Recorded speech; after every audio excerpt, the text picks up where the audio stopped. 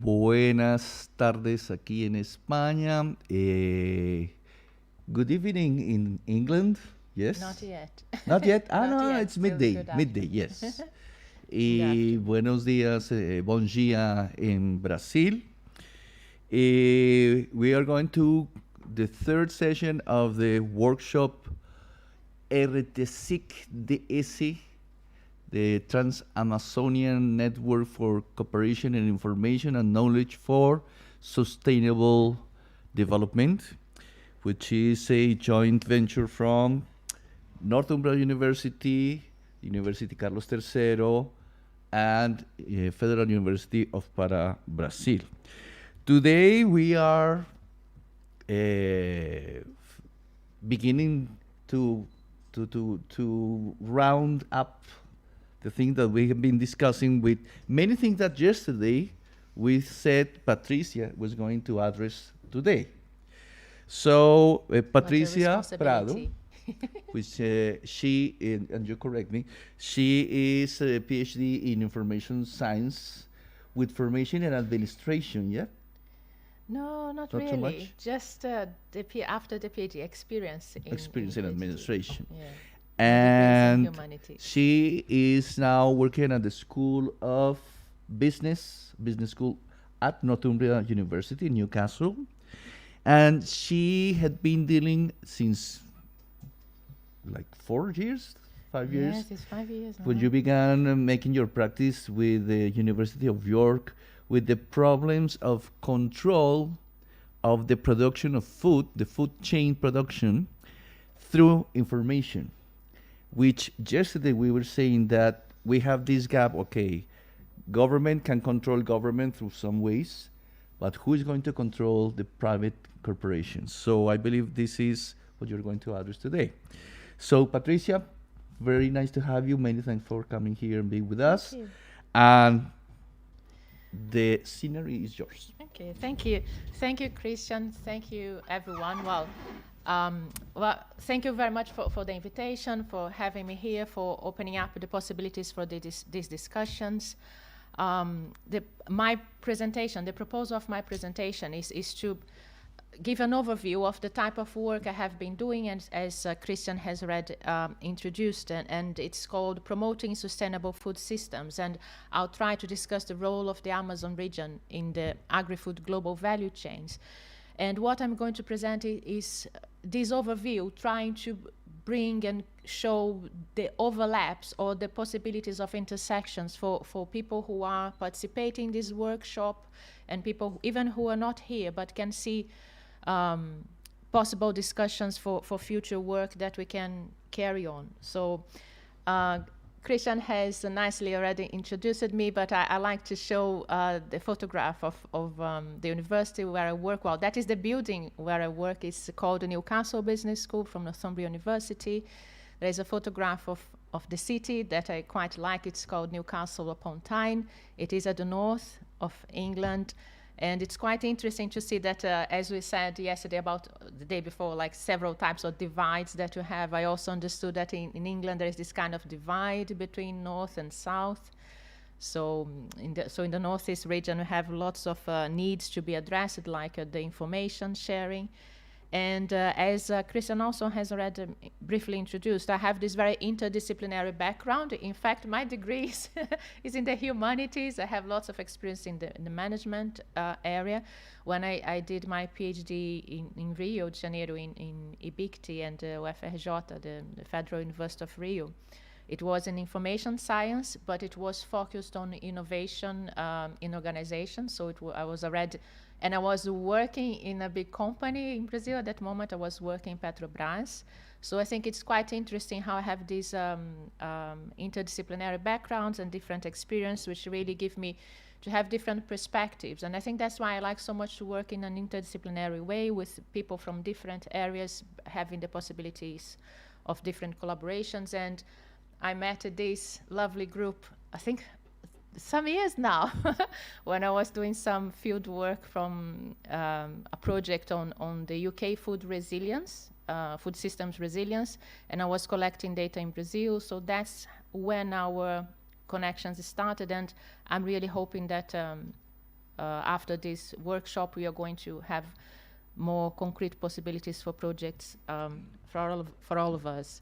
So as said, it is an overview, and I'll give this outline of what I'll be discussing. So I start, of course, talking why food and agri-food global value chains, particularly considering we are talking here mainly about digital sustainability.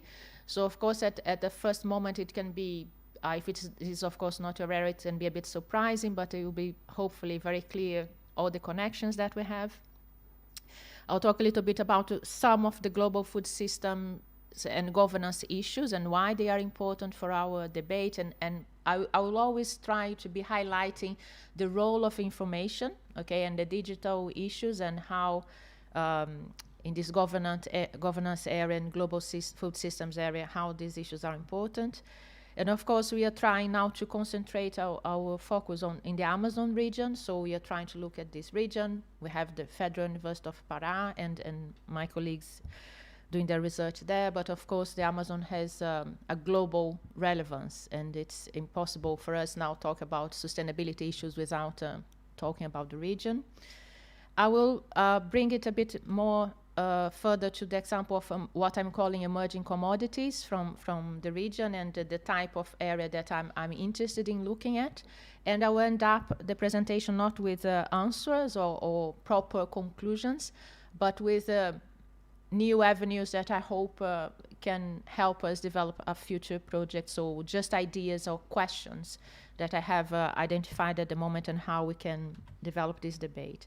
So we start with some points trying to explain why food and why I talk about agri-food global value chains and why I think it's so important. So there are several issues. One of them is that food, to start with, food is at the root of several what we call intractable problems, and they are global problems. So when we talk about poverty, so even in the UK, for example, nowadays it's very common to talk about food poverty.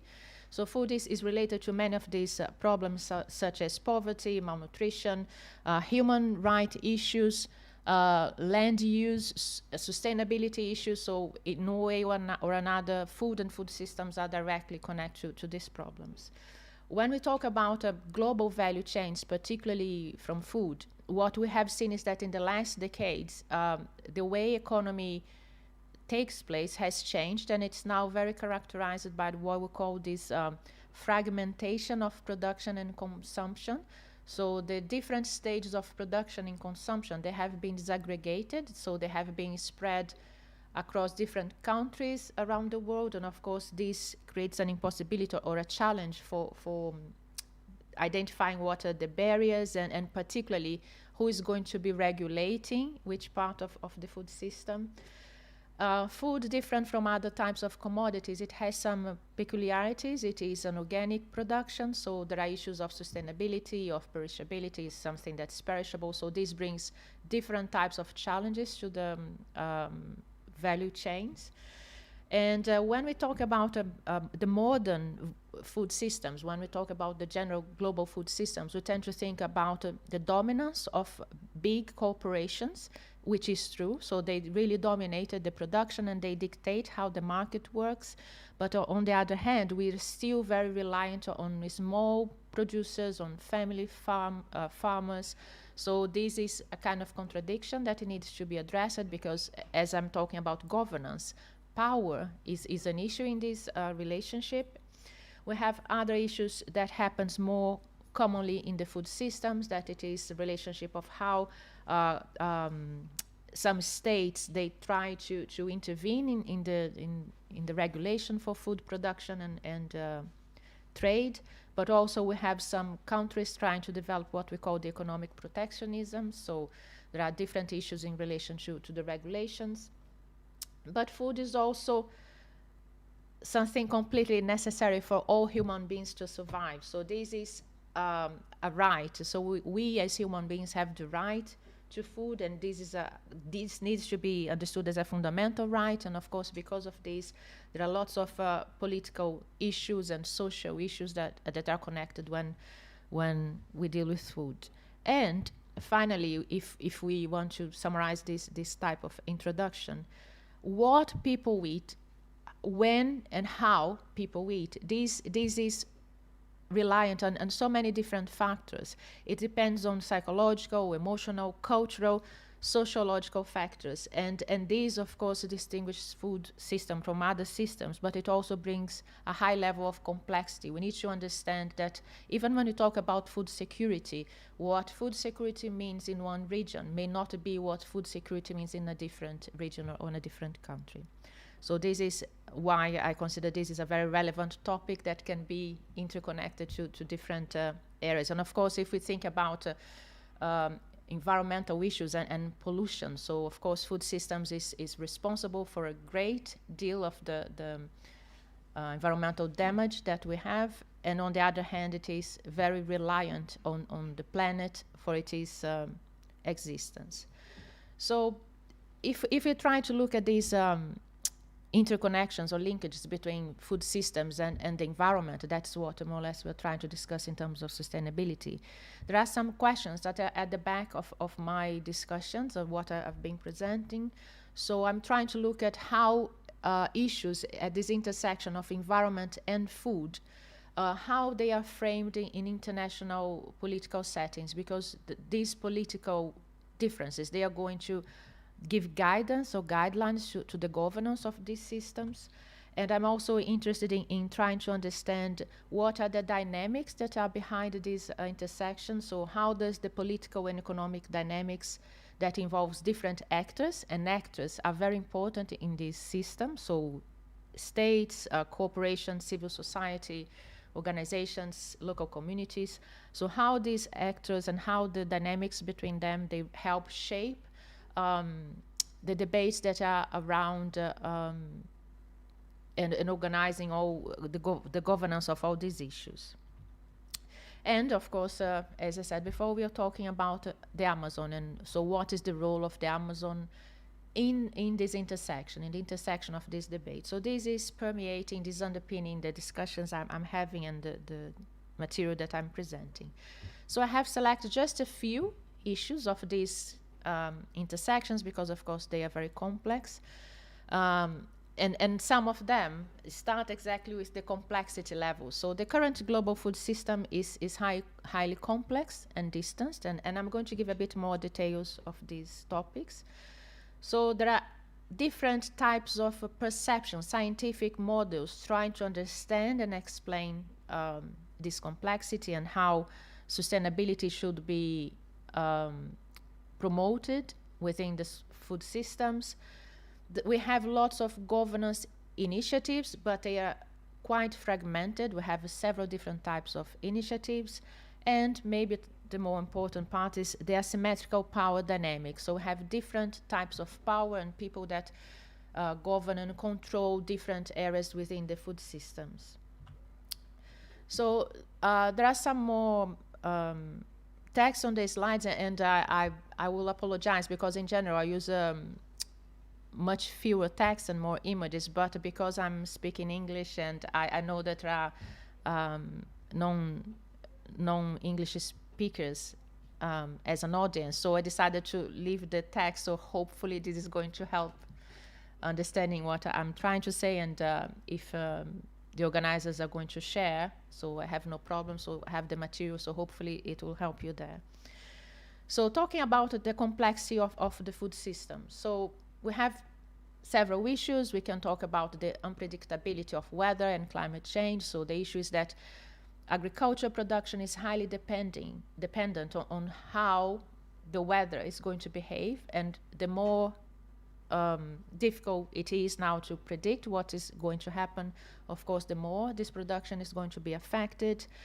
Food commodities, they have different levels of functionalities. Of course, we are talking more about food, agricultural production as food, but agri-food productions, they can be used for different purposes, such as fuel and industrial uses. But there are several different issues like pharmaceutical areas, so cosmetics, so it can have really different purposes.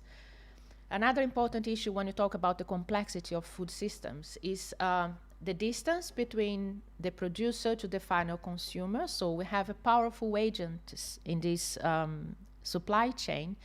But if we have one product that is produced in a developing country and it is exported and its final consumption is going to be, let's say, here in Europe, there is a long distance. And the longer the chain, more complex it is, particularly because of the lack of information that we have in terms of what is going on while this production or products are changing hands from one place to another. And of course, when we talk about this complexity and who is producing what, and we don't have all the information we need, one of the most important questions for me, at least, it is who is to blame for environmental damage in the food system? So this is a great issue when we talk about particularly food supply chains. So if you don't know what is going on, who is going to be responsible for the environmental impact? And of course, this is very characteristic of global value chains. You outsource the production, usually to developing countries, and as I used to say, you outsource not only the production, but you outsource the problems, the risks, and the negative impacts. And of course, as a consequence, we have different types of governance initiatives. So we try to organize these food systems in different ways, but they have different approach. So we look at the farm level sometimes, and there are some examples there. We try also initiatives that are more related to the organization, so to corporate activity. And we have different policies that are also aimed at changing consumer behavior. So we try to have these different initiatives at different levels. So when also, the second issue that I try to highlight is how these different models, they kind of compete for attention and how to promote the sustainability in the food system. So here I'm just giving two examples. So we tend to look at some scientific models that look at large-scale production and distribution systems. And of course, when we translate it, so what does it mean? What are the production that are supported by this type of perspective from this approach? So for example, we have the genetically modified productions, seeds and chemical packages. We talk about what people call sustainable intensification. They use the use of big data as an input into agricultural decision making. So this is a different approach that supports usually the large scale production, and it tries to promote more globalized food trade as a way that is understood as being more efficient in terms of production, because the idea here is to maximize production. On the other hand, we have other perspective when we're talking in different scientific approach that look more into smaller scale and diversity of food product systems. So this type of approach tends to look at, for example, agroecological principles. They look at more localized. So currently there is this, people saying, localization of production. So it's a mixture of global with local, so that you try to be as local as possible. I mean, there are other discussions. And this approach also advocates that we need to have more diverse and smaller scale systems that are going to be supporting biodiversity. They are not going to be relying on chemicals, synthetic chemicals, and they are trying to be mitigating climate change. What I used to say is that there is not, in English we say there is not one size fits all. I don't believe there is only one solution, but of course we have to try to understand that these different perspectives, what they do is that in a way they polarize or they create more difficulties in people understanding or, for example, promoting policies, because what happens, you are going to see kind of competing models, and they are going to advocate different ideas, and we are living in a very polarized world. So this also helps polarize these discussions around what is the best approach for bringing more sustainability into the food system. Yeah, and of course we have these several different parts, so they are disjointed, and it's difficult to get to a consensus, many times even to get support for money, for investment, and having really what we consider a productive dialogue in the current days. This aspect mentions the fragmentation of these governance initiatives, and it can occur at very different levels, at international levels, but also at a local or global level. And what we say, there is not exactly one environmental regime which is going to create the guidelines and the governance for the environment and how you're going to bring that sustainability to the food production. So you have, for example, what we call series of different governance initiatives, and you can have initiatives that are going to address, for example, biodiversity, others are going to address climate change, others are going to have policies specifically for chemicals. And I think yesterday someone talked about the policies, or Monday, about how policies on I think innovation, they are separated from sustainability. And and I have done work in my postdoctoral work in Brazil still. I was looking into Brazilian policies of innovation and the environment, because I wanted to understand, and very briefly it was very clear that the innovation policies, they really encourage the development of innovation, but they didn't consider anything related to the environmental aspects. So they were completely separated while they should be working together. And this is one of the challenges of not having policies that are talking to each other. We have many different initiatives that comes from the private business, and this is very common, particularly in the case of certification, as Christian, we were talking about the certification schemes before. So this is a very common type of private initiative for the governance sector. And we also have other initiatives like, for example, the Sustainable Development Goals, which I think it's a great framework that gives guidelines for different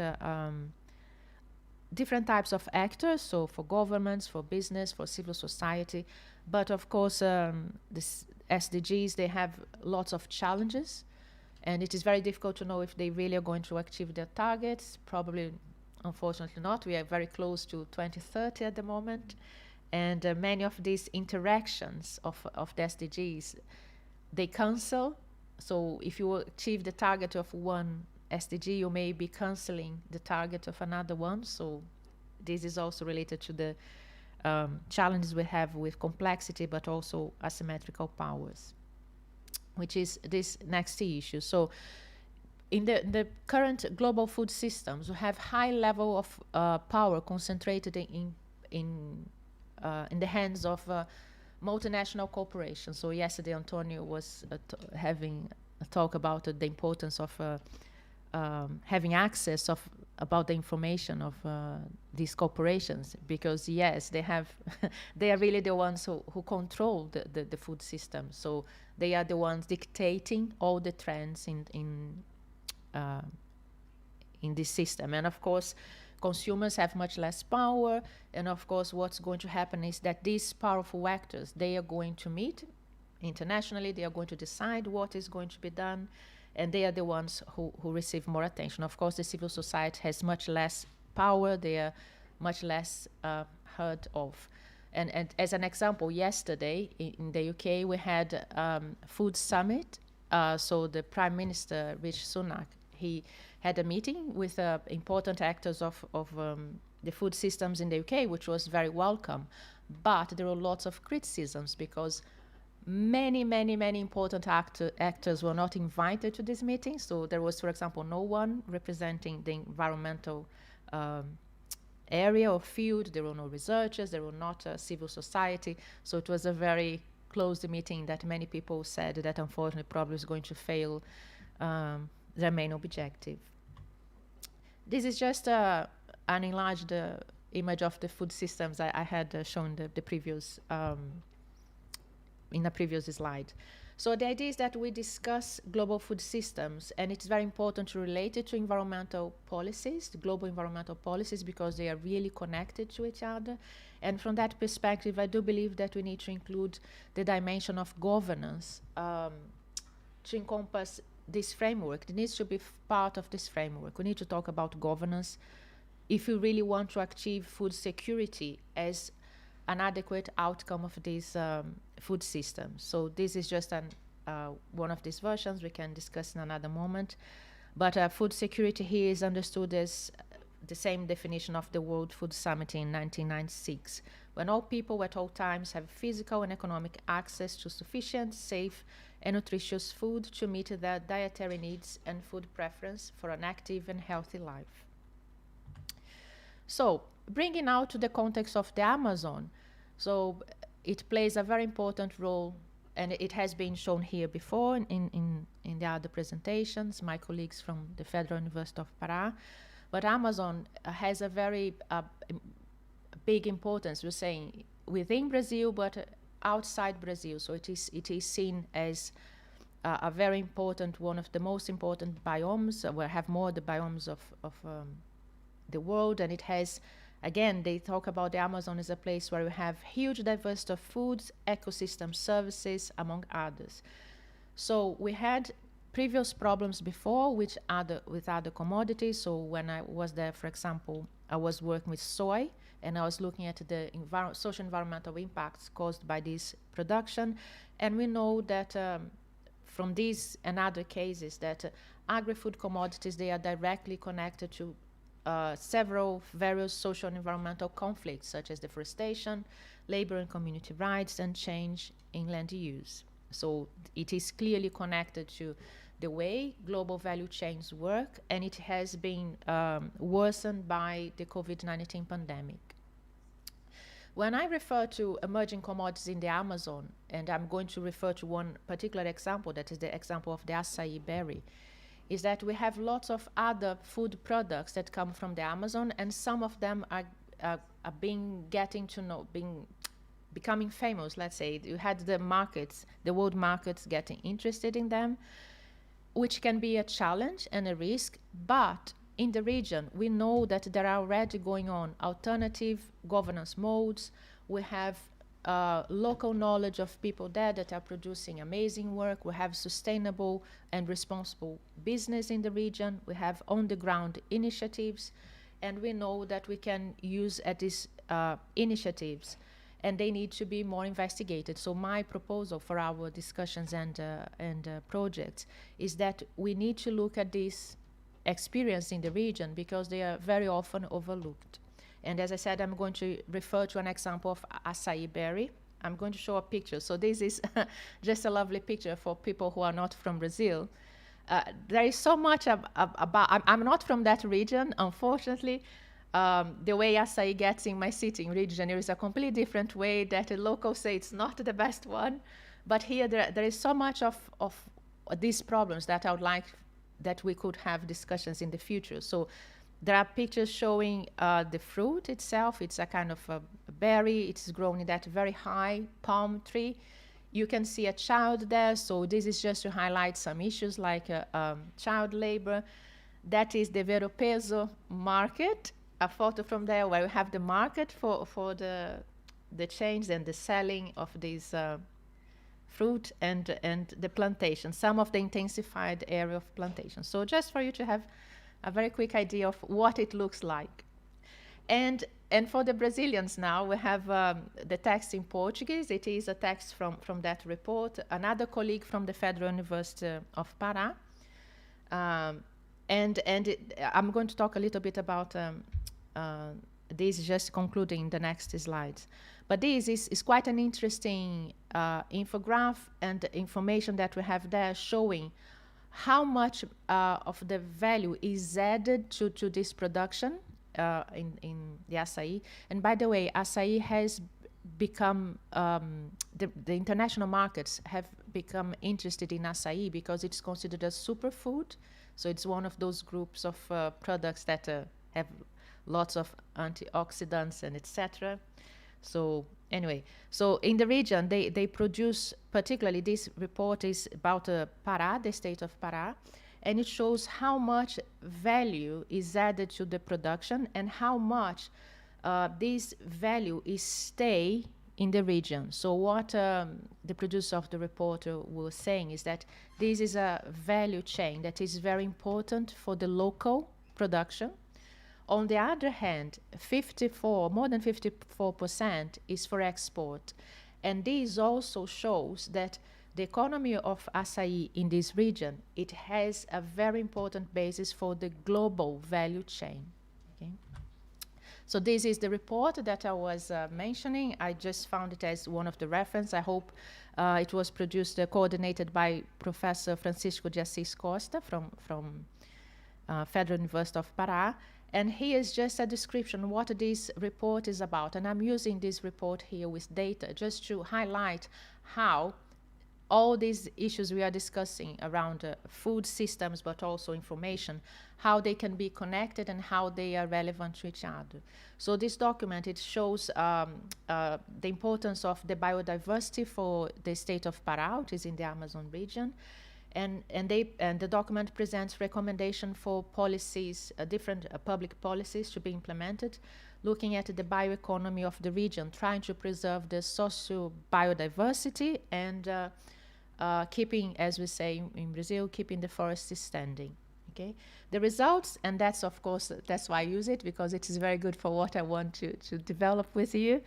The results of this study, it shows that the value chains of these products in the region, they bring benefits for the producers of the region, so for the local producers, and because of this, it is a very relevant basis for the social, environmental, and economic sustainable development of the region. So the idea is that this type of value chains productions, they can contribute to the sustainable development in the region. As the author says, they consider this a unique opportunity for the sustainable development in the Amazon region. Okay, and this is these are the recommendations of this report. So there are 6 recommendations, and I highlighted 2 in blue to show that these are directly addressing informational issues. So the second one refers to creating a database to bring access to information and specific information for this bioeconomy society. And the last one refers, for example, to traceability and to certification in the products from these global value chains. And then, just to finish, what I'm going to show here, as I said in the beginning, it's not a concluding section, is a possibility of thinking of future avenues for us here from this workshop.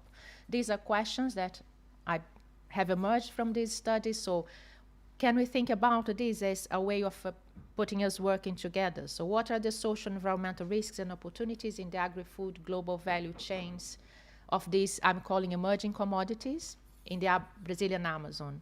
What are the information dynamics along these chains? How can they support local communities and business? How all these things we have been discussing here, ITC, digital literacy, digital divide, digital sustainability, how can they support or undermine the promotion of sustainable food systems and sustainability in general in the Amazon? How can the traditional community knowledge be leveraged? Because this is fundamental. We have to go to the on-the-ground initiatives. We have to hear from people who are there, okay, not bringing solutions from outside Amazon. And I'll finish with this here, because there are some words that I highlighted here that I think are very important if you're thinking particularly about project funding. These are hot topics. As you notice in Massimo's presentation on Monday, there are policies that are being developed around this, so net zero and circular economy for net zero. So I'll finish with these questions. What are the challenges and opportunities in transitioning to a circular bioeconomy in the Amazon region? And how can we sustainably produce food systems to contribute to the net zero targets? Okay, so I hope some of these questions are going to put us together. So thank you very much. Many thanks, Patricia. And let me see very rapidly, because Professor Jenkins is already online. Good. To see, but I cannot see questions. Can you see questions? We can leave, if you don't mind. We can. 2 questions? Isn't it better to leave the questions for then? Deborah, are you online? I believe you're online. Can you hear me? Deborah? Deborah. Sorry. Katie? Kathy. Ah. You know that, sorry, Katie, Kathy. sorry. I have a friend which is Deborah Jenkins, and sorry. It's my That's head okay. which No, is I not saw working. there was another. I'm Jenkins so in the sorry program. with you. Kathy, can we see very rapidly the two questions? Or you prefer Yeah, no, to? that's fine by me. Okay, what are the questions? Can you tell me the questions? Which question, sorry? Sorry, Katie, they are bringing a question from the audience for me. So I was just trying to see if it was It's our friend Nadia from Mexico says, Okay. Amazon like the company or the place? No, It's the the Amazon place. region, Is there please. really That's what I was Amazon, trying not to say, Mr. Amazon Bezos? region. if you repeat that, I'm going to go to Mexico. I'm going to Please. to exterminate you. How Sorry, I was should that? have said Amazonia. Okay, I'm going to say Amazonia. How was that company allowed to still reach? That's for another workshop. How Amazon was able to make the registration of the name Amazon. That's This it. is another story. Another story. Agree. Governance is the key word. How can that be achieved under so complex interdependent settings? You always make so difficult Exactly. questions. We don't have an answer for that, only one answer. That's why we have this workshop. We are hoping to have a project to analyze some of these issues, because governance, you can talk about governance of the global food systems, but we need to really put actors discussing in local regions. So when you're talking about the Amazon region in Amazonia, I mean, I'm referring more to the Brazil part of the Amazonia, although it goes in different countries in South America. But of course, the idea is that this is something that needs to be discussed, because of course there are international interests, financial interests in the Amazon region, and there is the sovereignty of Brazil and the other countries which have Amazonic regions in their parts. And that's why governance is important to be discussed and decided before, so that any decision that is taken is not going to negatively affect other stakeholders. So I use this word, I think, in one of the last questions. So all the stakeholders need to be involved. So people, local communities, not only the companies and governments, local governments, but international governments. So governance is always challenging, and we need to bring in more stakeholders, as many stakeholders as we can. We can go back to that, and then maybe it's we better. can go. Do you know that at the end we will have a session? I hope that if Kathy can join us, hopefully. If not, don't worry. But so now we are having Professor Kathy Jenkins from the Department of Geography and Environmental Sciences at the University of Northumbria. She will talk to us in regard of using creative and participatory methods with women activists in context of extractivism and crisis. I really was quite interested in this, Kathy, as we have produced with Esther certain work in regard to gender and access to knowledge and technology. And I believe what we are discussing here comes with kind of work that you're doing in the field with specific communities to try to see what's happening and empower them. But now I give you the word, Kathy. Many thanks for your participation, and we are extremely grateful. Thanks very much, and thanks very much for the invitation to be here. Can you see my slides okay? Yeah, let me How see. can I see? Wait, let me. Yeah, I believe that, we have a little delay, but I believe we are. Yeah, we are.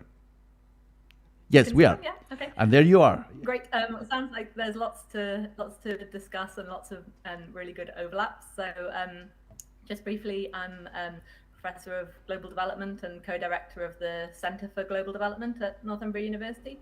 And most of my research has been focused specifically on gender and development, particularly looking at understanding women's community organizing, particularly in contexts impacted by large-scale resource extraction.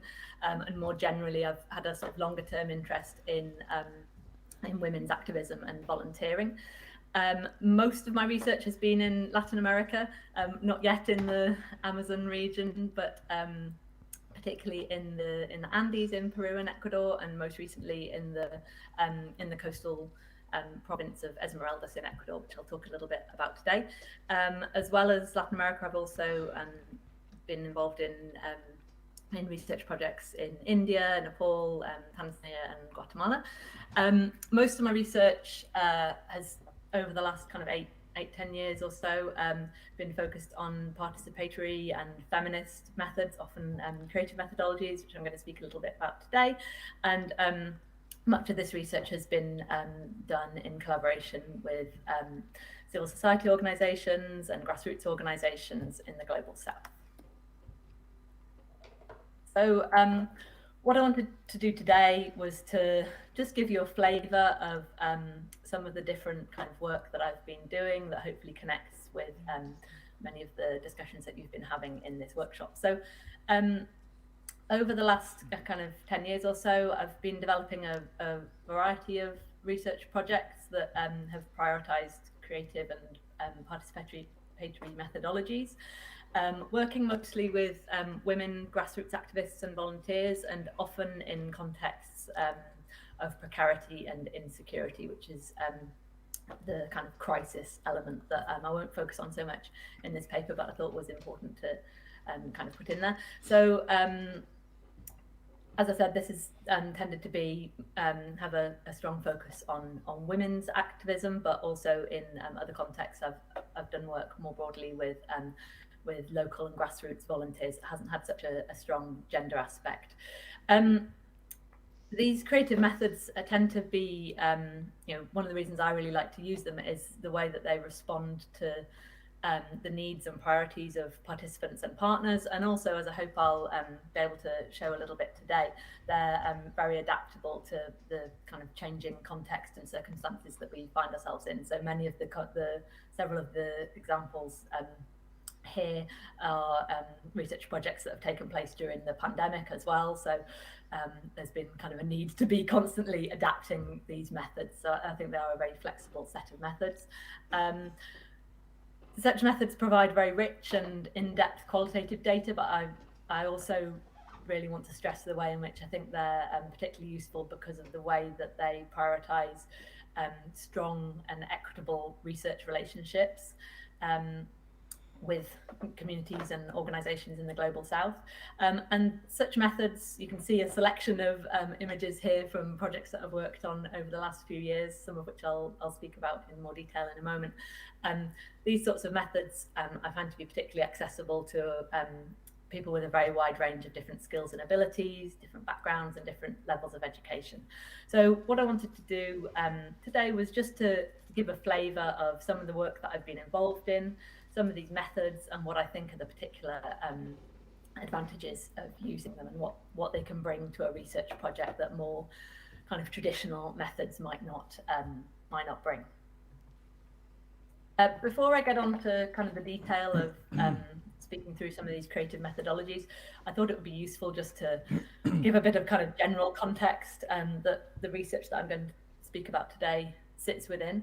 So my recent research has tended to take place in contexts and places that are impacted by different forms of large-scale resource extraction. So in particular, I kind of developed this interest through having a particular interest in the impacts of large-scale mining in communities, and the ways in which women in particular are organizing to resist the impacts of large-scale mining in Latin America, particularly in Peru and Ecuador. But since that initial kind of focus specifically on mining, I've kind of broadened out to think about extractivism more broadly, and the context that I'm working in Esmeraldas at the moment is impacted by multiple types of resource extraction, from palm oil and banana plantations to artisanal mining, oil processing, shrimp farming. So we're really thinking about large-scale extractivism in a very kind of broad sense, which I think kind of ties in with many of the ideas that you're already discussing in this group. So this kind of the sort of intensification and expansion of extractivism across Latin America, as I know, you'll all be familiar with this scenario, has brought significant changes across all areas of society, whether that's changes to livelihood strategies, governance practices, the social fabric of communities, and also access to natural resources, including land and water.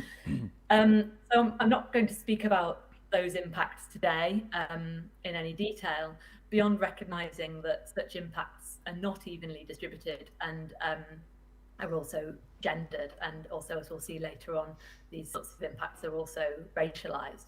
So across the global south, it's sort of recognized that women are impacted differently and in most cases more severely by the negative changes that are brought about by large-scale resource extraction. And as well as suffering greater disadvantages, they also accrue fewer benefits of any that might sort of filter down to local communities. Women tend to receive fewer of those benefits, particularly economic benefits.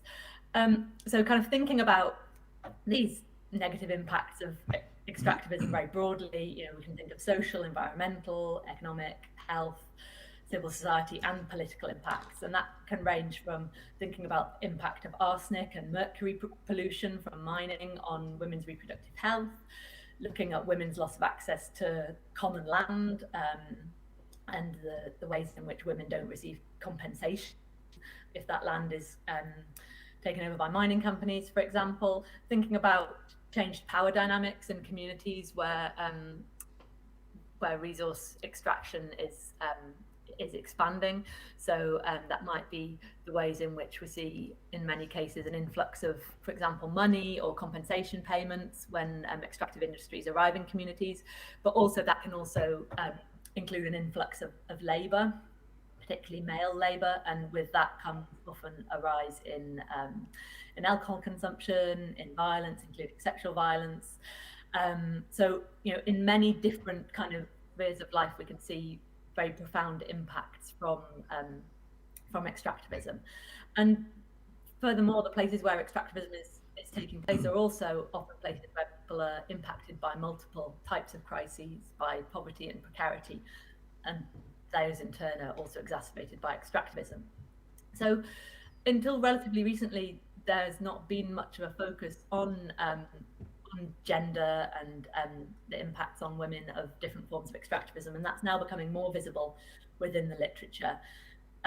Women's role, particularly in resisting large-scale extractivism and being involved in socio-environmental conflicts.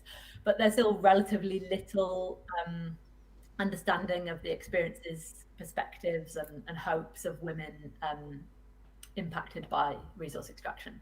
So today, what I wanted to do was to share two kind of key examples of recent research projects I've been involved in, where I've worked with a range of different participatory and creative methods. And I wanted to consider why these have been useful and appropriate methods in these contexts of precarity and crisis, and also to sort of give a bit of insight into the ways in which the methods have enabled more productive outcomes than would have been possible with perhaps more traditional qualitative methods like interviews or focus groups, although I've also used those as well. So why would I suggest using participatory and creative methods then? And that could be everything from photography, which I'm going to speak about today, to art, but also to creative writing, to participatory video, so mapping, which we're also going to look at. So many different methods. And I think it's really important to say that this isn't just about producing better data, but about doing better research. So building better partnerships and having greater impact in the communities in which we're working with, and ultimately leading to better outcomes in terms of promoting equitable and sustainable development. I think what I find really useful about participatory and creative methods as well is the way in which it enables us, when we're working with communities, to go beyond familiar narratives. So I found that such methods have enabled us to look at issues around resource extraction in a different way, and also provided tools to enable us to communicate with different audiences. So I've just put down here some of the reasons that I think participatory and creative methods are particularly important. So obviously we've got a strong emphasis on collaboration and on researching together with communities, not on participants. And I think there's, a strong part of that is about kind of not framing us as academics, as experts, but actually recognizing the expertise that is within communities. So I think participatory methods, they do aim to be non-hierarchical, and also I think they allow us to try and shift control of the research agenda towards participants, to not be the ones setting priorities and setting the agenda. And also, I very much used them through a desire to avoid extractive data collection methods, but instead to co-produce knowledge that's useful, not only in the academic sphere, but that is useful to participants and their organizations, and also that leaves something with those communities and organizations. So develops resources that are useful outside of academia in the real world, and that actually can have a tangible kind of impact in that sense. I think they, such perspectives, as we'll see, enable women's voices and perspectives to very much come to the fore, and in turn enable women to claim civic space in contexts in which it is often shrinking, and they don't have necessarily the platforms to enable their perspectives to be heard. Methods and participation are also, for me, very much about valuing diverse forms of knowledge and knowledge production and predicting context I'll talk about in Ecuador and Esmeraldas. This is very much about valuing collective memory, collective knowledge, oral forms of knowledge production, as we'll see. I think it's certainly about ceding control for me, using participatory methods, and about making space for research to go in unexpected directions that's driven by the agendas of participants and organizations. So such methods give us very important opportunities, I think, to shift the power dynamics of research projects with communities in the global south. But we obviously can't take for granted that this will happen, or that it happens in smooth and unproblematic ways. But I hope, and from my experience, it does open up spaces for that to happen, and for very much a kind of two-way conversation. And I'm not going to sort of get on today to speaking about kind of challenges, but obviously there are many challenges involved in doing this sort of research, and I think the labour involved, part of researchers and partner organisations and communities, is also a really important factor to take into account, that it's not a smooth or easy process doing this sort of research, and I'm happy to sort of speak about that later or another time. So let's just go on then to some of the to the first example I wanted to share with you. So this first project was a participatory photography project that I undertook in Peru, in Cajamarca, in the north of Peru, and this was a project working with women anti-mining activists from 3 different grassroots organisations. And the quote at the top reflects really the kind of starting point, and I think why such methods are useful and important. So the women involved in this project, woman sort of said to me, we're always saying no to mining, but we never put forward an alternative or positive proposal. And I think one of the values of such methods is about the ways in which they enable participants to sort of have a forward-looking approach, and to, in this case, through using visual methods, women were able to kind of engage with and imagine alternative development trajectories that weren't focused on large-scale extractivism. So the project involved 12 women having cameras over 3 months, and through a series of themes that we decided jointly with the women, they took photos around these themes and reflected on essentially what development meant to them in the context of living with large-scale resource extraction. So participatory photography is a tool that spans both research and practice, and particularly is used often with marginalized populations, but also as a kind of advocacy tool that enables participants' voices to be heard in relation to a specific issue. So you can see here the ways in which a couple of quotes about photo voice approaches, which is a kind of a specific set of participatory photography practices developed by Wang and Burris, which is extensively used in contexts across both the global south and north. And you can see in these quotes the ways in which social change, voice, and empowerment are fundamental aspects of a photo voice project. So the emphasis is very much on the importance of telling stories and on capturing hidden perspectives. And it has a very strong advocacy component as well. So it's about participants formulating their own, identifying problems and formulating their own solutions, in effect. So for me, it provides a real opportunity to think about resistance to extraction and alternatives to extractivism in a different way, and also to enable research participants and their organizations and researchers as well, and academics, to communicate with different audiences through visual, very sort of compelling images. So I'm not going to talk about this slide in detail, but you can see here the process that's typically followed in a photo voice project. The emphasis is very much on drawing out perspectives that might otherwise not be evident, and on meaning making through images, with an emphasis on stimulating both social change and collective reflection. And it's important to remember to, I guess, say that it's not only about photos. So most photo voice projects also have an interview element to them. So that enables researchers to elicit understandings of the motivations behind particular photos and how they fit with research questions and project objectives. Because as we are all very aware, images can be interpreted in multiple different ways. So the importance is very much about the meaning attributed to the photo as much as about the photo itself. So in terms of thinking about the potential of photo voice methods that we used in this project, I would situate it in relation to broader discussions around development imaginaries. So through using photo voice, it gives the opportunity to think about how the idea of development is represented and understood, and by whom, and why this is important. And allows us to interrogate the ways in which particular versions of development are more or less powerful, and how they shape the kinds of interactions on the ground.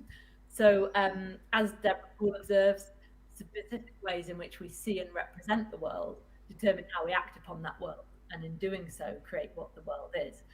So part of the potential of photo voice is the way that it might contribute to shifting the development gaze, and enables us to foreground participants' own representations of themselves and their lives, rather than having their needs and aspirations assumed or represented by others. So the women themselves have become researchers in this context. They're the ones that are doing the looking rather than being looked at. So as Fabiana Lee talks about, photo visual methods and creative methods enable us to disrupt dominant ways of seeing and thinking about resource extraction. And I think also through photo voice, we're enabled to gain insight into the lives and worldviews of participants that might not be achieved through more traditional methods. It enables us to also kind of break down sort of expected narratives that might come up in an interview setting where perhaps people are very familiar with being interviewed. Certainly the context I was working in Cajamarca, activists had done many interviews, they'd been involved in films and news pieces with journalists, so they have quite a kind of well-established narrative. And I think photo voice and kind of creative methods also kind of enable new insights, enable new conversations, perhaps less kind of well-rehearsed, I'd say. So I know it's a very brief kind of whiz through, but I wanted to kind of use a second example of another project that I'm currently involved in, where we've used really wide range of creative methods, which I thought would be interesting to you. So this project is a project called Reclama, and It's a collaborative research project with the Universidad de San Francisco de Quito, in Quito, Ecuador, and the Colectivo Mujeres de Asfalto, a very small Black feminist community arts organization based in Esmeraldas on the northwest coast of Ecuador. And this project was funded by the British Academy and the Global Challenges Research Fund, and it's called Harnessing Afro-Ecuadorian Women's Heritage, recuperando y celebrando la herencia de las mujeres afroecuatorianas. So this project takes place in Esmeraldas, which is the part of Ecuador that has the largest Black and Afro-descended population in Ecuador, and it's also the poorest province in Ecuador. And it's a province that's affected by multiple different types of resource extraction, as I mentioned at the beginning. Plus, it's particularly over the last few years since the pandemic, has seen increasing and very high levels of violence and insecurity and precarity, particularly being on the border with Colombia. So these different kinds of things all come together to make a kind of context that is marked by insecurity and precarity, and also by state neglect and securitization. So within this context, we wanted to kind of move away, I suppose, from only focusing on the violence and precarity, and to create different narratives about Afro-Ecuadorian women that weren't about marginalization and violence and Black women as victims. But for the women, the organization that we're working with, Mujeres de Asfalto, they particularly emphasize the importance of highlighting and capturing joy and resilience and resistance, and also the really important role of collective memory and of different forms of Afro-Ecuadorian women's heritage, and the importance of making visible these positive representations of Afro-Ecuadorian women in this context. I think it's important to say also that the literature on gender and resource extraction has not really examined the ways in which gender and race intersect. So Esmeraldas provides an important context to critically analyze not only the ways in which impacts of resource extraction are gendered, but the way they're also racialized. So we're not specifically looking at extractivism, but extractivism forms the context in which this research has been undertaken.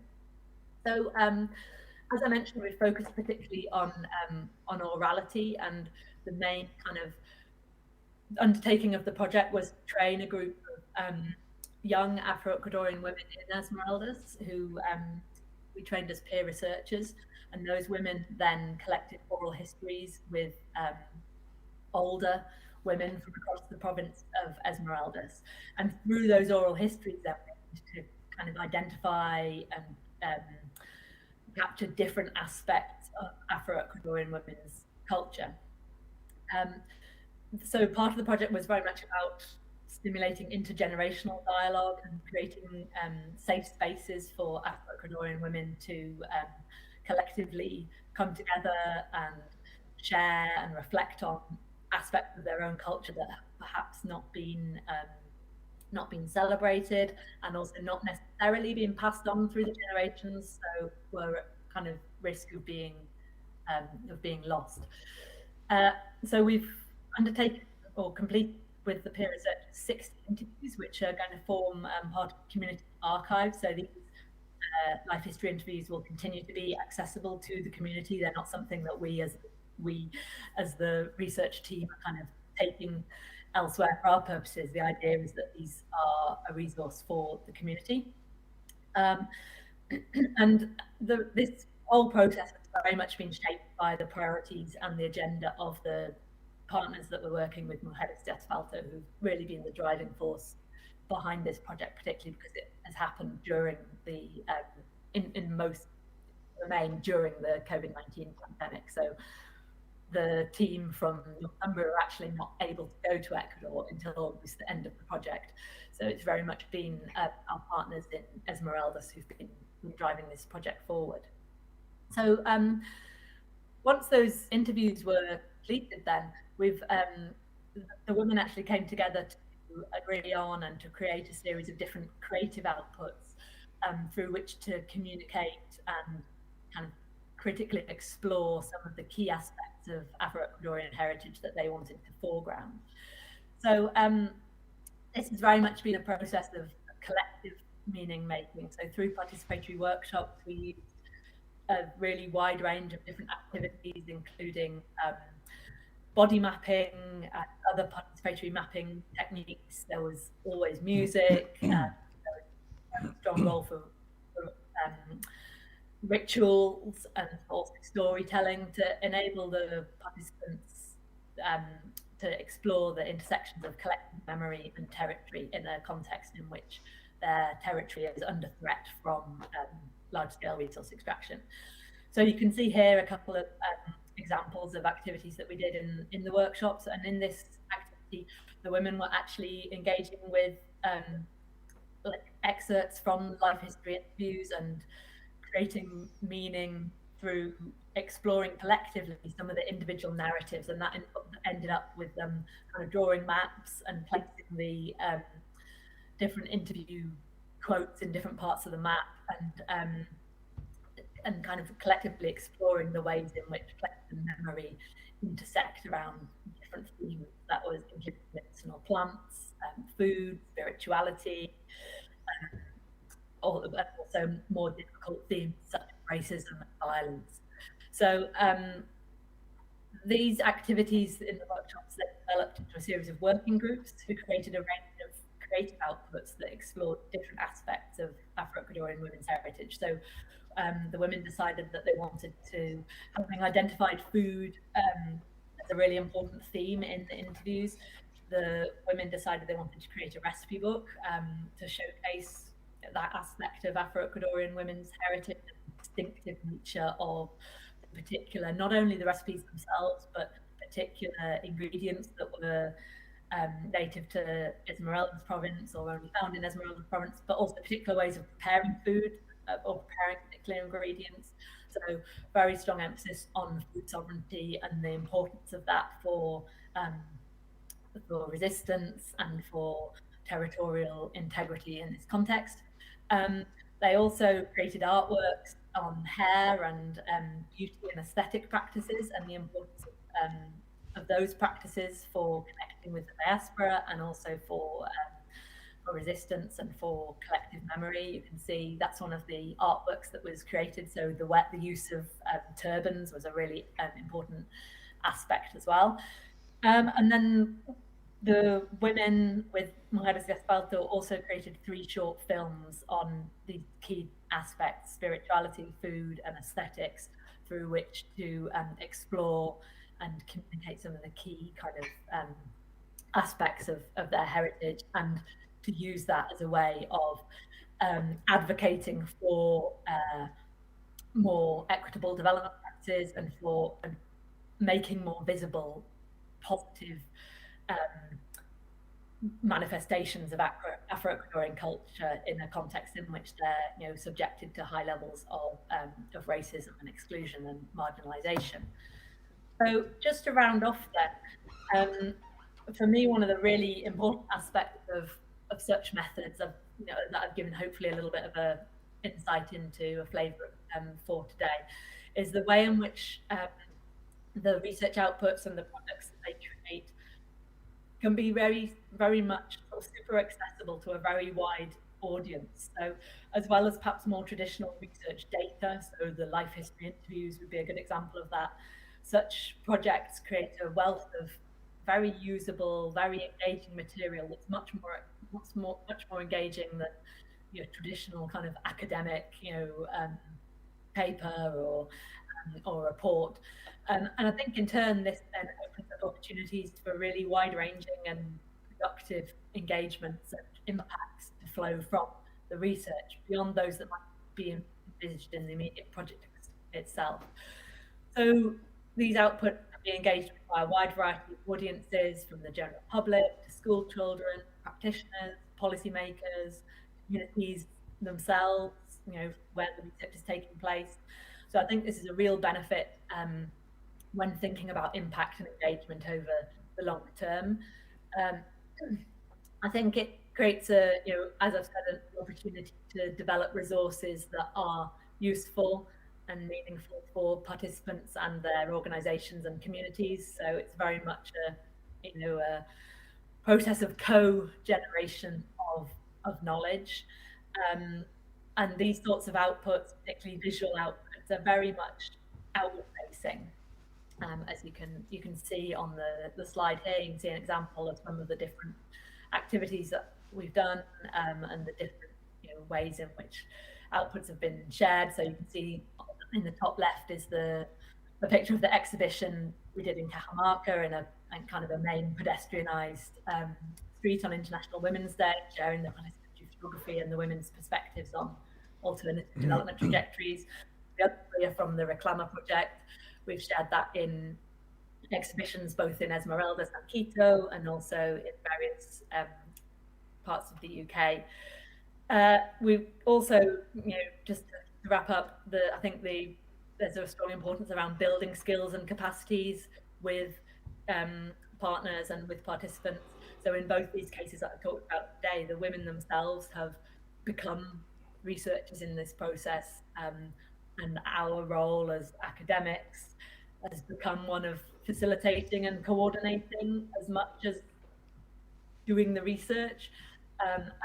So the women involved in this project have also gained, huge skills of, whether that's around research, interviewing, or using a camera and communicating visually and developing materials from that. So ultimately, I think there are huge benefits to using these sorts of methods. Obviously, they come, with sort of significant challenges as well. But I've found really very productive ways of doing research for for sustainable development and to contribute to kind of meaningful development in communities in the global south. So I'm going to leave it there. I've just put a couple of links and articles up there if anyone's interested in finding out more. I'll leave it there. Thank you. Many thanks, Kathy.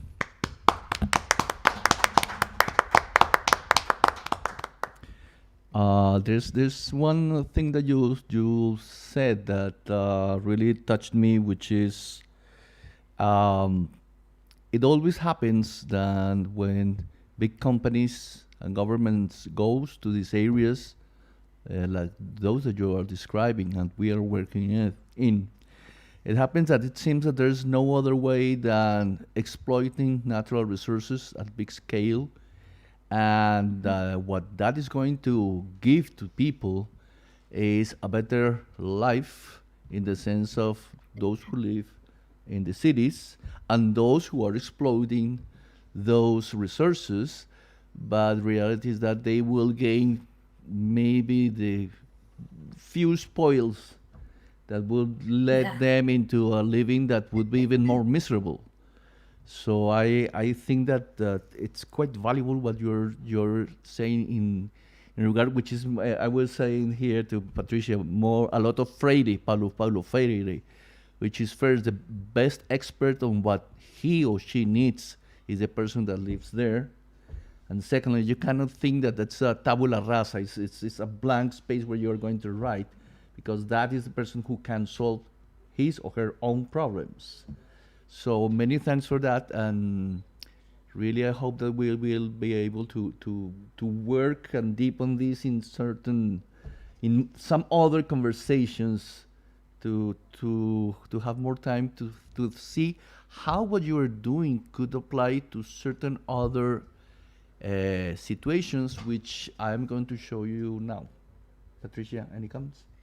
No, thank you, Kate. It was amazing. I really would like you to participate and to show your work, because I really see these connections with what you're trying to do and the issue about looking at on the ground the initiatives, and I see the methodologies that you apply.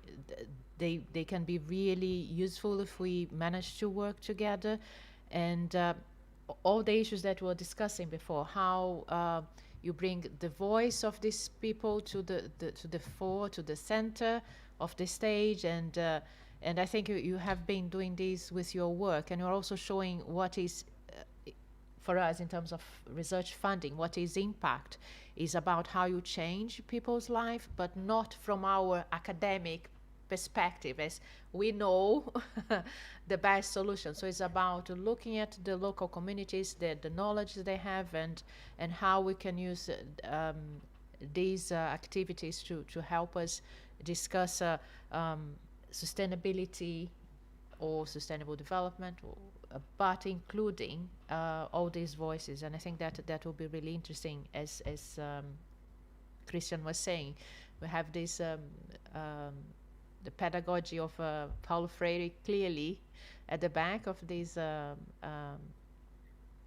work you're doing. But I also was thinking, Christian, probably as we are going to discuss now, I see that will be quite interesting also from another perspective, how you describe information and data collection and access to information with this type of data collection, because I think particularly also in the academia, I mean, Katie didn't talk about all the challenges, of course, now because of the limitations of the time, but in terms of how we can see this as a type of information and data collection that is very important for what we are doing, but it is in a different way, let's say, than the traditional academic perspective.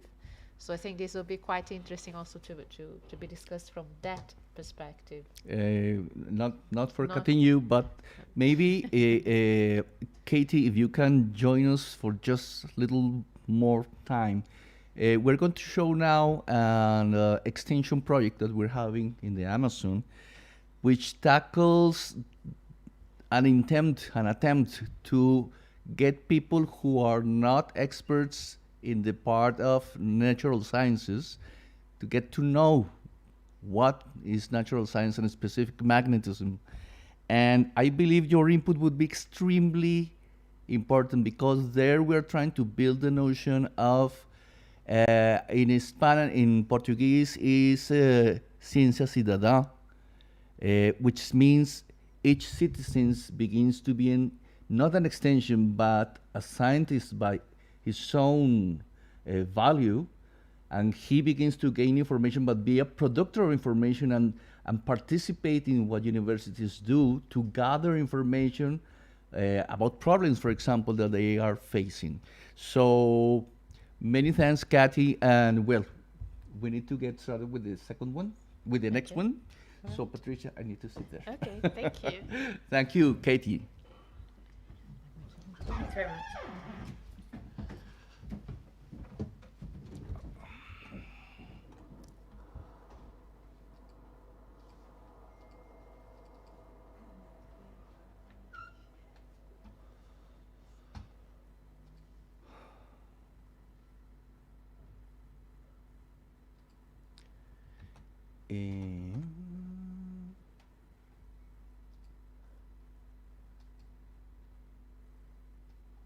No, compartido que no era.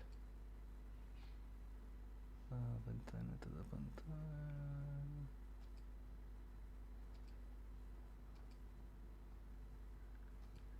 ¿Compartí? Sí, perfect. So, our next work, it has a long name. So give me just 1 second. The Archive of the Magnetic Observatory of Tatuoca, preserving, digitalizing, and applying artificial intelligence to preserve the scientific memory of the Amazon, migrating from paper to intelligent bytes. I'm going to invite Esther Ferreira da Silva, who is a doctoral student here in Universidad Carlos III, and is part of a crew that is working on this. This is an extension project that part of what we are going to do is we ask all the people, all the how can I say, boys and girls, the younglings, that are working into this project to make a very small summary of what they are doing in English, which is not their first language, so some of them are quite nervous. But what we want to do with this experience is to begin to get them in the possibility of having their own voice in other languages. Otherwise, what it's made there in the Amazon is never going to have any kind of protagonism. So let me begin.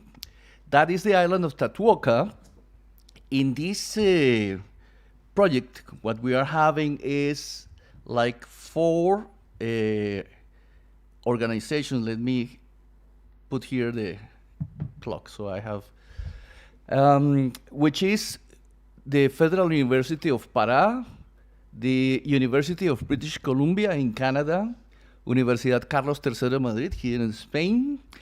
That observatory is part of Observatorio Nacional, which is the entity in Brazil that controls all the observatories or the astronomic and otherwise similar to them. And also here we have the participation of a worldwide consortium of research, which is called Interpares Trust, and I will explain to you what is Interpares about. So our story begins in Tatuoca, where once upon a time, in this beautiful lost island in the Amazon, a valiant mission of scientists thought to unveil the secrets of the Earth's magnetic field. That was 1933. And for the first time, they joined together and in something which is called the International Polar Year, which is an organization dedicated to understand all this mystery of Earth, including magnetism. They decided to send first equipment to be placed in some very special place where they can have the best perception of the magnetic field. And for our surprise, that was the island in Tatuoca in Brazil. Why is so special this island? There you can see the arrow signing where is Tatuoca. First, it is in the tropic, and the tropic is the part of the Earth that has the least number of observatories because we are poor. That's it, that's the reality. Most of them are in Europe, in North America. The least are in the tropics.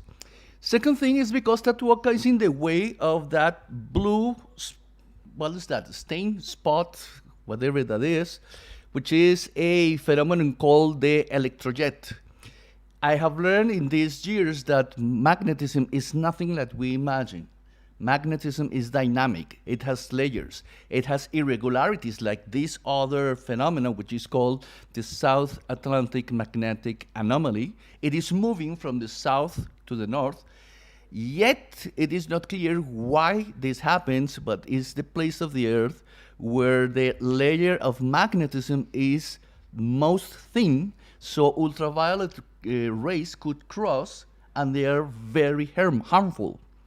Why is so important this of electromagnetism? Only because it's the cause that we have life on Earth. If you compare to Mars or you compare to the Moon, their magnetism has been so weak or has been lost, so the layers of the atmosphere have escaped.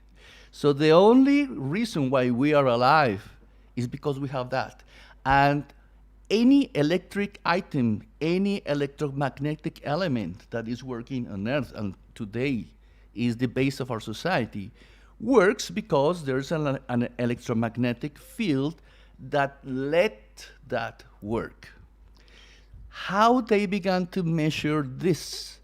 We are talking about like 150 years ago, the French developed this kind of apparatus which we call variometers. The variometers, they have sensors that perceive fluctuations in the magnetic field, which of course is invisible. We don't see it. We don't feel it, some animals do. Most incredible is that it's a kind of vibration which is so small that they have to play with certain things of strings, with magnets that would reflect the light into certain mechanism that would roll with photographic paper, and that will be burned while these magnets would vibrate and produce a curve that will like this. This is a magnetogram that will give a representation of the fluctuation of the magnetic field. That would serve to measure, we have 7 elements that define the magnetic field. We only need 3 to see the height, the width, and the strength. So those 3 are the ones that are registered in this kind of document. Today, there's not anymore those documents. The transmission is electronic.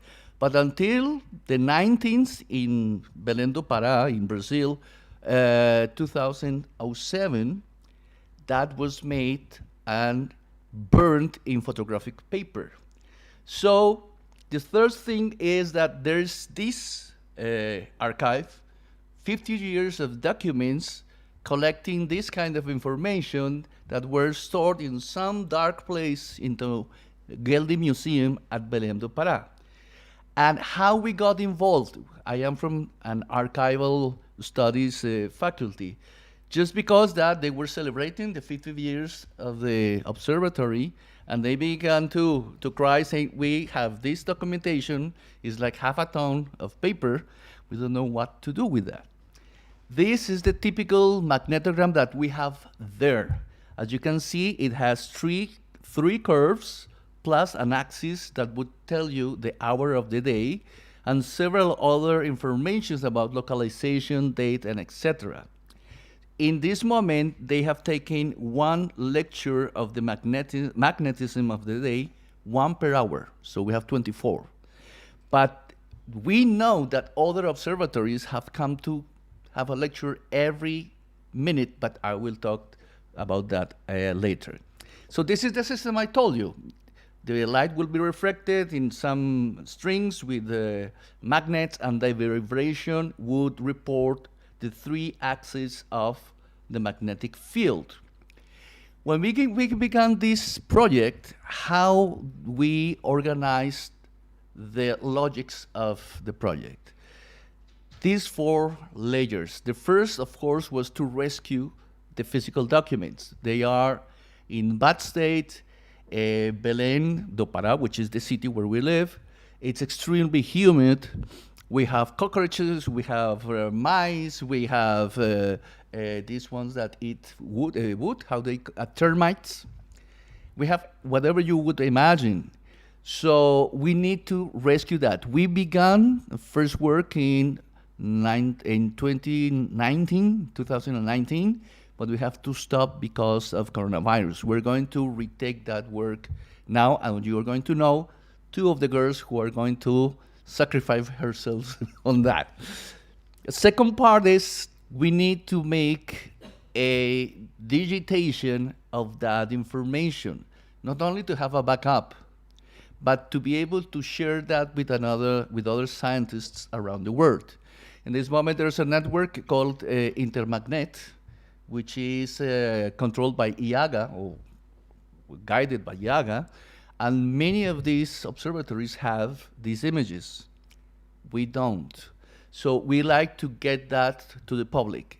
On the other side, we want and we need to train our students and our professors in how to do it. We need to develop the human capital in the Amazon. Just as Kathy was saying, this is not of solving this and going away. That would be extractivism, intellectual extractivism. This is to solve the thing, but make that people who have solved them remain and can teach other people, so we can be very good at this with other sources. The third layer is, and that's a new part, how to, from those images, extract the data and produce data sets that would be able to be processed in other ways. And the fourth is how we can produce from this a museum collection that would lead the public to understand and be interested, and maybe we have more people, mainly girls, dedicated to geophysics. So the first what we did, we produced an assessment of the collection. There is Gilberto and one of our students. We weighted, we measured, and we found it was more or less half a ton of documents. 18,000 more or less magnetograms, and in general 32,000 of documents by themselves, divided into two typologies: the magnetograms and the one that you're seeing in Office, that's A4, yeah, A4. It's what they call absolute values report. The magnetogram without the absolute value report is worthless. It needs to have this input so you can verify what is done into the magnetogram. So this was 2017. We began to look for people that could collaborate through our research group with the GESIT, and we could join something like 20-something people from many different areas, but most of them people like Beatriz and Tatiana, which I hope they are online now to present their service, who are students of archives. Beatriz or Tatiana or both, are you there? Beatriz? Don't be shy. Tatiana.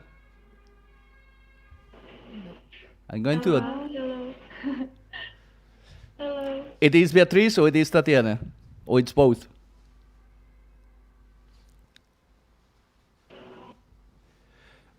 Beatriz, fala para a gente qual é o programa em que vocês estão e qual é o alvo desse programa em extensão. Ou Tatiana, o que você quiser. Hello. Podem falar em português, não importa. Tatiana, Beatriz, vocês me estão escutando? O quê? Tem um delay, tem um tempo de... mas eu acho que a conexão delas não estava boa umas duas vezes quando eu estava apresentando. Caiu. Elas saíram e voltavam da sala. Então a conexão já caiu. Meninas, vocês conseguem falar? Ou a conexão está ruim? Ok, tranquilas. Mas Beatriz e Tatiana estão aqui em espírito, ainda que a conexão tenha caído. The thing is that they are trying to connect from Brazil, from the Amazon, and it's not easy. Connection faults. But Beatriz and Tatiana are students from the Faculty of Archives, and they are going to begin their extension practice into Tatuoca.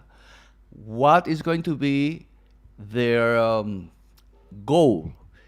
To make the physical rescue of this, and within that, the idea is they will begin to learn in the facts how is to work with one of those collections. What other practices have we produced within Project Tatuoca as a school? And there is where I believe what we have been hearing here about the work of Judy is, sorry. Your colleague, Patricia, your colleague is Judy. Jane. But her name? Katie, sorry. Katie, if you are hearing me, sorry. But I believe it's quite useful what you have been doing into these kind of projects, because it's not easy to get people into notions like geophysics and things like that. There you have Cristiano Mendel, during a visit to the island, to the observatory, explaining to the team, which are archivists, which are people from social sciences, what do they do, what's the importance of this, how this is crucial for human sustainability. We have also produced several reports and research reports to Sao Paulo conferences, and most important, and that is a lot of Cristiano's work, we have been beginning to think this project as a school, how we're going to make a pedagogic space on this, and maybe this part of exercises and playful activities would be very important into this goal. And of course, we have been trying to give reports about our advances in spaces like the IEEE, big data, because of course this has a scientific side. As you see, in this moment, more than 27 people from very different areas have been part of this project. And there's the challenge now that we have termites, so it's a bigger challenge. We need to organize the physical part of this. So that's the first layer. Then it came 2022, and we knew Professor Luciana Duranti from the University of British Columbia, and she is the center of this project, which is this global consortium of research. In this moment, what they are working how to apply artificial intelligence to archives. So she said to me, why don't you apply? So in March 2022, we defended this in the Vancouver meeting, and we were accepted. So now we have another layer, not only the physical, not only digitizing, but we need to think about how we can produce this data extraction and how that could be trustable. On that, we have a very recent but very important person, which is Jacqueline Teresa Camperos, which is a postdoctoral fellow at UFPA. And we have the very valuable collaboration of two students from computing systems, which are Jose Junior Lopez Perdigão and Keanu Frota Salis. So, Jacqueline, can you hear me? Yes. So, Jacqueline, tell us a little bit of what you're thinking and doing. Hi, everyone. Good morning in Brazil, good evening, good afternoon in Spain.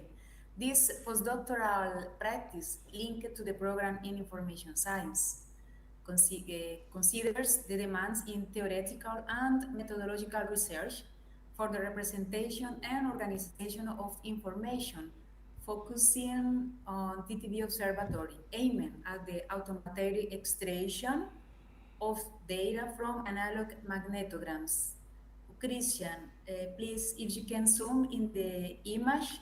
I cannot zoom. I don't have those very specialized powers that you have.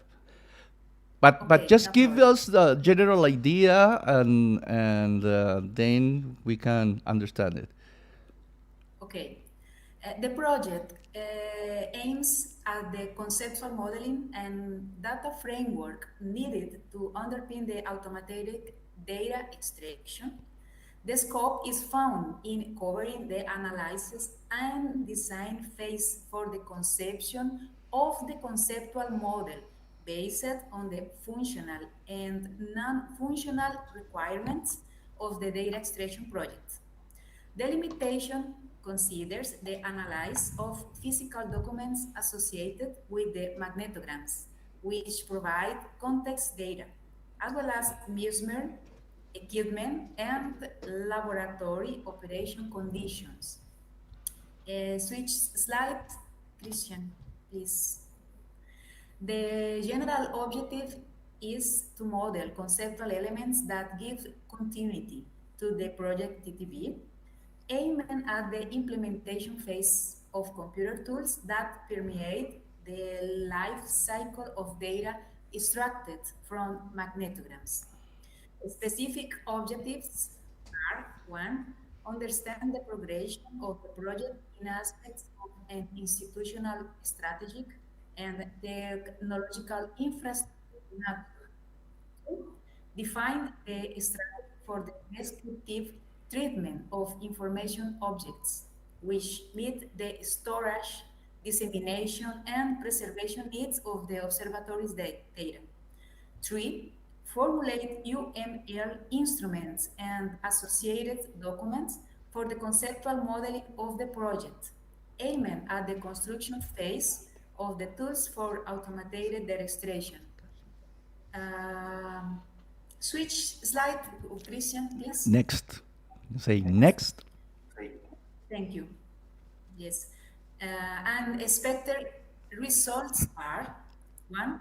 TTV data extraction project progression, functional and non-functional requirements. 2. Representation structures relevant to the nature of the data extracted from the TTV analog file. 3. Data model associated with the design phase of the TTV data extraction project. Here are some concepts such as international standards for data representation, policies, metadata schemas, and modeling techniques. Thank you. Jose, Many please. thanks, Jose and Keanu, but please remember, make it short because we have very little time. Go on. Jose? Can you hear me? Hello? Hello, we're hearing you, Jose. Okay. My name is Jose Maria. Good afternoon for everyone. Now I will talk about software status that it's actually processing the files. Well, the software so far is already able to extract data from magnetograms that have a good level of quality and that do not have a cross between the baselines and measurement curves. With this, the software can already perform the following processes. The next slide. Starting from the image above, he is already able to apply a filter to detect the edges of objects of the image. The result is that black image that have only the filter that detects the edges. From there is a function that does the processing to extract the skeleton of the elements above, already with the edge detected. That is the same image. With this image, now we have to separate each element of this, where each measurement curve and each baseline will have an image and a file, with the coordinates separate from each other. That's the next image. We have 3 separate values from the processing of the image. Together with this image, files are already generated where the coordinates of each pixel are located along each line, facilitating one of the jobs to be done, which is to convert these coordinates to measurement data of the magnetic field itself in the international standards of IAGA. Regarding the next steps, we have to adapt the code so that it can be dealt with images that are not such high quality, in addition to be able to develop a function that can handle possible intersections between objects and the magnetogram image. That's a good example, where this image was taken from a mobile phone. Here, the image, in addition to being distorted and have lots of noise and crossing lines, making it difficult to make the extraction. And that's everything that we've done. Sorry. Did I pass? Sorry. Have you finished, Jose? Yes. Okay, many thanks. An excellent presentation. Many thanks. And now, so that has been people from UFPA working in the physical, working in the digitation, and working in how to pass the image, which is digital, to data. But we have another person working to see who need this kind of process, which is Esther Ferreira Silva here with her PhD at Universidad Carlos III. Esther. Okay, thank you. Okay. I'm doing research about from paper bits to bits, the transition of archives at the IAGA Intermagnetic Observatories. Is about the transformation of analog to digital archives, the global network of geomagnetic observatories. The global network is coordinated by the International Association of Geomagnetism and Aeronomy, IAGA, in collaboration with the International Real-Time Magnetic Observatory Network, called Intermagnetic. IAGA has 782 registered observatories and 179 are active in the global network. The first observatories were created in 19th century. In this century, 122 observatories started recording data on the magnetic phenomenon. Over the next few centuries, more than 600 observatories were created. According to IAGA, the earliest data are from the year 1813 and comes from the Hackney-Wick Observatory in England. Since then, observatories have recorded information on the magnetic phenomenon and made this information available to the scientific community. Today, in the network, 122 observatories send their observatory data into intermagnetic in near real time, make them available daily to the community. Our goal is to identify the observatories that have physical archives and try to discover their state and how many have done or are doing the process of digitalization of their geomagnetic archives. Digitalization is a new process in the archives of geomagnetic observatories, and its success depends on the preserved documents, because global magnetograms constitute a massive geomagnetic archives that becomes a large database with information about geomagnetics. Many thanks. Excellent presentation.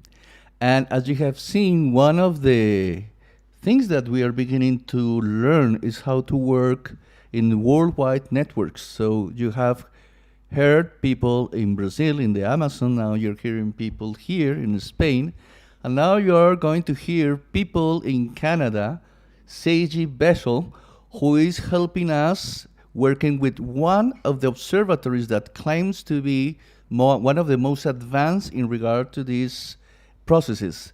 Seiji, are you online? Hello, yes, I am online. Please, so you tell me when to pass the slide.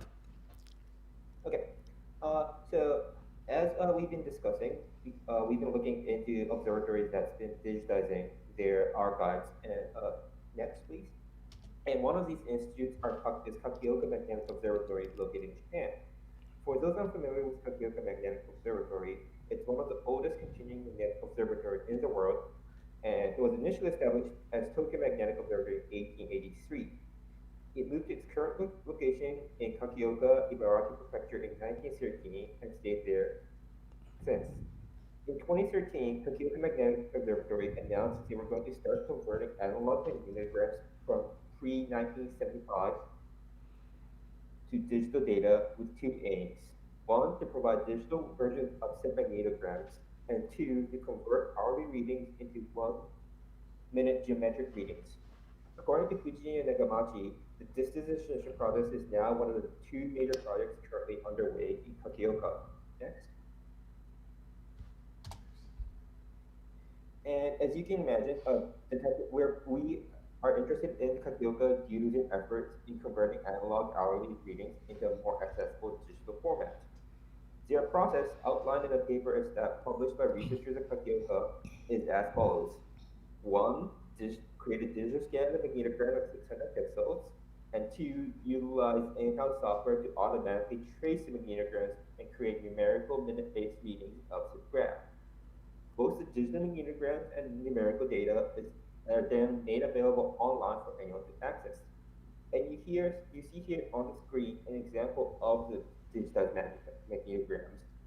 And as you can see, there are intersections between the readings and the baseline, which, as my colleague has previously discussed, can complicate the conversion process. However, according to Matsuko et al., the software Kakioka developed is capable of converting these kind of complications with minimal effort, though some human inputs are still required. Next. And here you now see an example of a 1-minute geometric reading of the magnetogram displayed from the previous slide. The Mashiko et al. Compared the converted combinatorial readings with pre-existing data from the same date and found that there were practically no difference between the two. And while Kakioka's digital project is very similar to what our project is attempting to do, the biggest difference is the lack of AI. Although the Kakioka project does have software and some automation involved in converting the hourly immigrants into 1-minute geometric data, some of its processes are still manual. For example, Mashiko et al. Said in the paper that when lines crossed over each other, as it did in the previous example, manual inputs, manual guidelines were required for software to process the readings. If we were to involve AI in the process, such input would not be needed. And by further learning about Kakioka's methodology, we're hoping to further identify ways to integrate AI and encourage faster processing of legacy data into a more accessible format. Now, next. And I believe that is. It's okay, Seiji? Yes. Okay, many thanks. This is another observatory that we had visited here in Spain, Observatorio del Ebre. Everything that Seiji said is just alike. I mean, this miracle of artificial intelligence solving everything, that's not reality. Indeed, it's quite nice to see that what Jose and Keanu are doing in Pará is the same thing that these people produce about how much, like 10 years ago? 10 years. They have spent like 10, 15 years mixing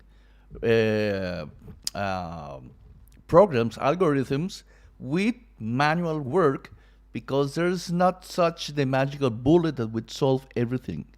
So as you see, here we have various things that I would love to discuss, but we don't have a lot of time. But the most that I think and I would like, if Kathy is still around. Kathy, are you around? Kathy? I believe she has gone.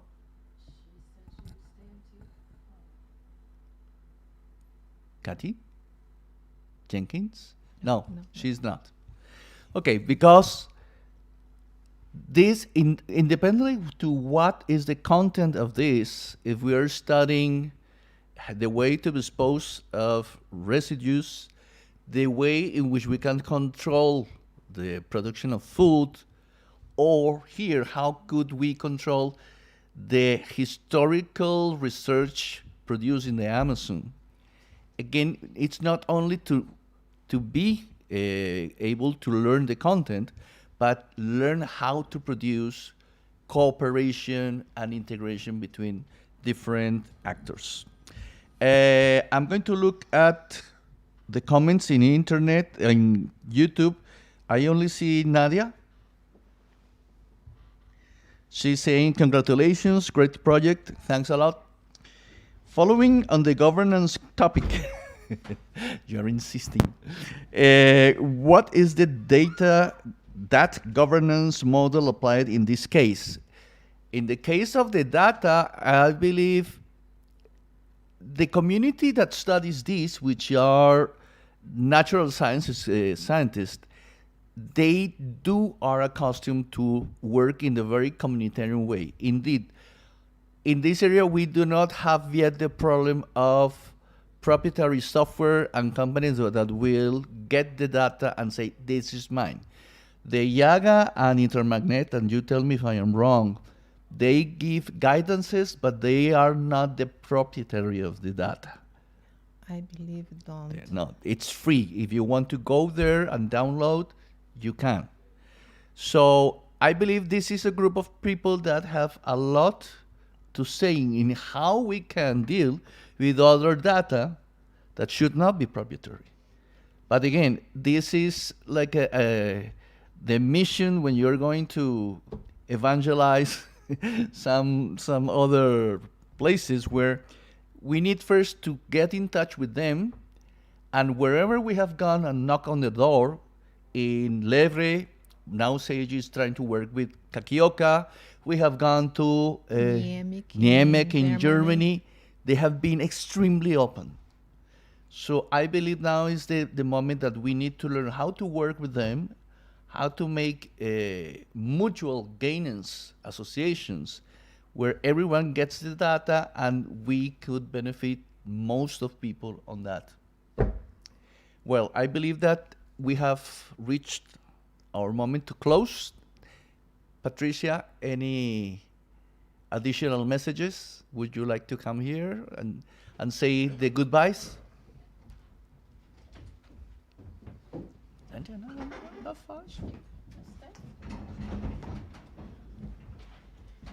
No, just a final thank you to you all for inviting us to participate. It's a pity Professor Kate Jenkins, she had to leave for another meeting in the UK. But I think I'm really hoping that these discussions are showing to us the overlapping of our works, either in terms of methodologies or possibilities, how we can look at different topics that at the same time are looking into towards the same direction of sustainability in the Amazon region, particularly as we started seeing the digital sustainability in the region. So now we are open to collaborations, and I really hope that that is going to be the way forward. So thank you. Although they seem to be different, but in the end, they have a lot in common. Yeah. Many thanks, Patricia, for you It's coming my here. Esther, congratulations for this debut. Yeah, And on your same for great you work. all in Pará, Jacqueline, Jose, Beatriz, who else? Seiji, of course, our big pal in Canada. And well, all of you, congratulations for you having the courage of trying to participate. And well, tomorrow we are not going to have a session because here in Getafe we have a holiday. So we will try to rest, and we will have the last and the final session on Friday talking about automation of classification in collections, work between UNESP, UFPA, and University of I am oh my That is on the no. It's a university from here in Spain, in the south. Very important, extremely important university. Franciel is working with them. Maria Angela, but what's the name of the university? Yeah, Isidoro, but what's the name of the university? No, the Spanish one. Murcia. Yeah. You have won Save a the trip day. to Toledo. That's Yay. right. Many thanks, and hope that that Isidoro is not listening to this. Okay, thank you bye-bye. very Many much. thanks, and Bye-bye. see you in 2 days. Fantastic.